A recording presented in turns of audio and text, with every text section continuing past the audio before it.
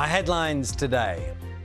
A new pay deal for more than 1 million public sector workers. There are calls for clarity from the government over how it will be funded.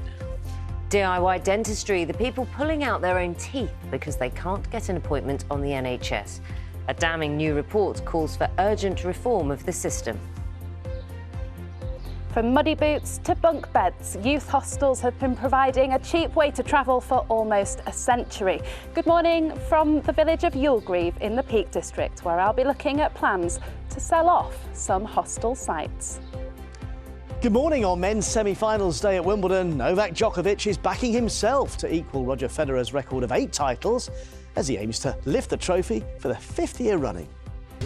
2 teenagers have been sentenced to more than 16 years in prison for murdering a 16-year-old boy in a case of mistaken identity. Ronan Kanda, who had just finished his GCSEs, was walking to a friend's house in Wolverhampton when he was attacked from behind by the 2 teenagers wielding a sword and a large machete. His attackers, both 16 at the time, had bought their weapons online.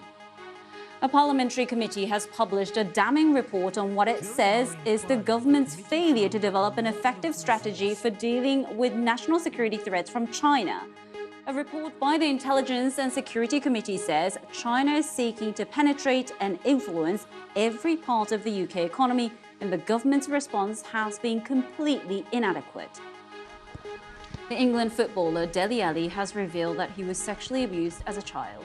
The Everton midfielder, once seen as one of football's brightest young talents, says he was molested at the age of 6, started smoking at 7, and was dealing drugs by the time he was 8 years old.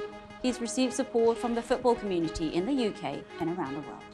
A London Fire Brigade investigation has concluded that Wennington wildfire was likely to have started in a garden. A large grass fire in the village of Havering in East London tore through 17 houses during scorching temperatures in July last year. While investigators were unable to determine the exact cause of the blaze, a large caravan was noted as an early area where it could have begun. The first route of the proposed new express bus network called Superloop, planned for London's outer boroughs, starts this weekend. Route 607 between Uxbridge and White City will be known from tomorrow as SL8. 6 new routes are planned, with 4 incorporated into the network. London Mayor Sadiq Khan hopes it'll compensate for the expansion of the ultra-low emission zone. A painting thought to be lost forever in a bombed-out Ukrainian art school is to feature in an exhibition in Essex. The work by Vlada Zabelina was transported more than 2,000 miles from Mariupol to Southend-on-Sea after being salvaged by a friend. The 20-year-old says the unfinished work was symbolic. And I always thought, oh, I've got so much time to finish that. I've got so much time to just paint and enjoy the process, but unfortunately, I didn't have as much time as I thought, so I had to kind of give up all of it because of the tragic and very unfortunate events we all know about. Let's take a look at today's papers. Many of the front pages leading with the government's announcement that it will offer pay rises of between 5% and 7% to public sector workers. The Mirror says the pay offer has come at last after months of strikes. Let's have a look at the Telegraph turning its attention to doctors' responses to that pay offer, reporting that medics have been urged to give in by senior Conservatives and accept that pay deal. The junior doctors' strike will continue as planned, enter its 2nd day today. Consultants due to walk out for 2 days next week. The Metro's leading on the England player Dele, praising his bravery for opening up about his sleeping pill addiction. It reports that the football star revealed on a podcast that he spent 6 weeks in rehab to kick the addiction and to cope with the trauma of being sexually abused as a child.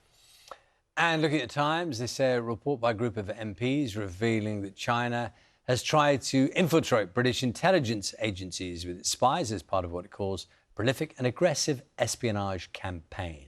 It dominates the front pages of the papers this Friday. The FT leads with the Prime Minister's insistence that the government's offer of a pay increase between 5% and 7% for public sector workers is final. The Times, too, says that as far as the PM is concerned, 6% is his final offer to junior doctors in England. The Guardian, however, says that very statement has angered the leaders of the health unions. And with junior doctors on a long-term strike from yesterday. 5 days, isn't it? The Telegraph says they too are now under pressure to give up their action and accept what is on offer. On that issue, the Mail has this blunt headline: will doctors now end their callous strikes? The Eye says 1 million workers will benefit, but that the books will be balanced by cuts in government department budgets rather than new borrowing. Same story in the front of the Mirror, which says the pay relief has sparked fears of cuts to services. The Express says fees, meanwhile, paid by migrants when they come to the UK will also go towards funding the increases. Meanwhile, footballer Dele Alli's revelation he was sexually abused at the age of 6 and that he has just come out of weeks of rehab for addiction to sleeping pills is the top story for the Metro. And The Sun has a story about Barbara Windsor's widower Scott Mitchell finding love again with another EastEnders actress. And if you want to see any of those front pages again, or indeed read the stories, then do scan the QR code on your screen.